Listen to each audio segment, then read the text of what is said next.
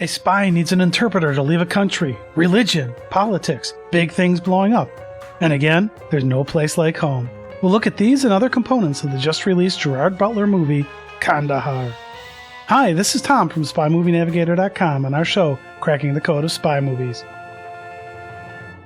We're going to give you our no-spoiler, quick-fire review of Kandahar. We'll keep the spoilers out, but give you our opinion and some background to help you determine if Kandahar is worth your time and money. Now, the official website for Kandahar, www.KandaharMovie.com, gives us this synopsis of the movie. In Kandahar, Tom Harris, an undercover CIA operative, is stuck deep in hostile territory in Afghanistan. After his mission is exposed, he must fight his way out alongside his Afghan translator to an extraction point in Kandahar, all whilst avoiding elite enemy forces and foreign spies tasked with hunting them down.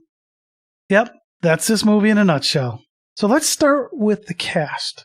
And I think the cast is excellent. I think they all did a very good job here. Kandahar stars Scottish actor Gerard Butler playing CIA operative Tom Harris. Now, we like Butler's Mike Banning character in the Has Fallen franchise, and we like him here. His role's a bit different, and he plays this one well. He's very good at portraying level-headedness, even when all hell is breaking loose around him. Now, Iranian actor Navid Nehahban gives an excellent performance as Mo. He's the translator mentioned in the synopsis. I think he steals the movie. I recognized him from his role as Abu Nazir in the series Homeland. He was really, really good in Kandahar. Now, Indian actor Ali Fazal plays Kahil. Now, he's one of the people that Tom Harris must deal with throughout the movie. I thought his role was written a little oddly. I mean, he plays it well, though, but his role kind of made me think of the Trackers in Butch Cassidy and the Sundance Kid. Who are those guys? Well, in this case, it would be, who is that guy? Australian actor Travis Fimmel plays Roman, who's one of the good guys. Again, this was a role that was very well played. English actress Nina Toussaint White plays a reporter, Luna Kujal. Now, she played her part well, but I still haven't figured out why her part was in the movie at all. Yes, she does advance the plot and speed things along, but I just didn't get her role, especially after that key point in the movie happens. I mean, yeah, I think they tried to make a political statement with her at the end, but I just didn't get why this role existed. And then finally, American actor Corey Johnson plays Chris Hoyt, who along with American actor Mark Arnold's character Mark Lowe, are the leads on the mission back at headquarters. We've talked about Corey Johnson in our reviews of the ITV series The Ipcress File and All the Old Knives. We like him. He's a character actor who normally has smaller supporting roles, but he always delivers. He kind of reminds me in that regard of Shane Rimmer in the Bond series. One of those characters that when you see him, you know his part's going to be played well. It's not going to be a huge part, but it's done well. So for each actor I listed, I told you their nationality, and why did I do that? Well, this is a movie with a diversity of characters, and multiple countries are represented. This was a really good use of a cast of international actors to give a feel of authenticity to the movie. It just works. Now, let's move on to the plot, or at least as much as I can tell you about without giving the movie away. In fact, it is so solid that there are 2 movies out right now with almost identical plot points about this. The Guy Ritchie movie, The Covenant, was released in the U.S. on April 21st, 2023, and I can still find it playing in theaters in the Chicago area. Now, IMDb's synopsis of The Covenant is, quote, during the war in Afghanistan, a local interpreter risks his own life to carry an injured sergeant across miles of grueling terrain, unquote. So what's IMDb's one-liner about Kandahar? Quote, a CIA operative and his translator flee from special forces in Afghanistan after exposing a covert mission, unquote. So these are very similar sounding one-liners about the movie. In the first case, in The Covenant, it's an injured sergeant who needs to be led with a local interpreter. Here in Kandahar, it's a CIA operative. Similar sounding plot points to me. But why did we get 2 of them right now? Well, let's see what happened in 2021 that may have spawned these movies. Oh yeah, the U.S. pulled out of Afghanistan, and there was an uproar about the translators or interpreters who helped the U.S. operate in Afghanistan. How many of them could we get out? So these 2 movies came out of this with similar sounding plot points, but with very different results. The Covenant has a 98% audience score on Rotten Tomatoes. Kandahar only has an 81 score. Probably with good reason that I'll explain. It's not a terrible movie. It's also not the best movie ever. Now, before I go on, I should say that I saw this through a fairly uninformed American's eyes. I don't know a lot about all the goings-on in Afghanistan, Iran, and Pakistan. So someone from one of those countries, or maybe a military person who's been exposed to those areas, may have a different viewpoint from what I'm going to say next. I definitely have some naivety here when it comes to that part of the world. Kandahar seems to be making a political statement a few times, but not overtly doing it. And I think that's part of the problem. When I left the theater, the other guy, yes, there was one other guy there watching it, I asked him what he thought, and he said, I don't know if they knew what they wanted that to be. And I think that was a really good way to explain it. And I'm not sure if it was director Rick Romanois or writer Mitchell LaFortune, but the story isn't solid, even though the premise of the movie is.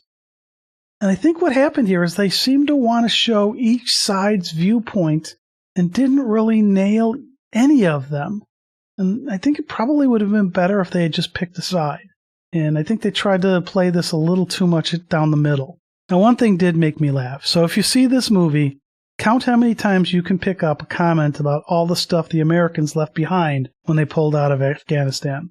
It was more than twice. And it got a chuckle out of me because that was a very big thing in the press here when all of this went down. Now, one thing that I thought they handled very well was religion. Obviously, being in that part of the world, many Muslims were shown praying. And you see that in most spy movies or spy TV shows. When they're in a Muslim country, you see people praying. And in this case, not everybody in the movie was Muslim. And there is a scene with a non-Muslim helping a Muslim be able to pray. And so I thought that was touching and espoused tolerance of each other's differences. Well, aside from everybody trying to kill each other. In any case, I like the way they did that. Another person in the movie had switched religions and had come to terms with his God. And I thought this was well done, too. Now, the best scene in the movie to me was there's a tense scene between the interpreter, Mo, and the leader of the opposition. Now, I'm not going to go into details. You'll know it when you see it. But I thought this scene was very, very well done.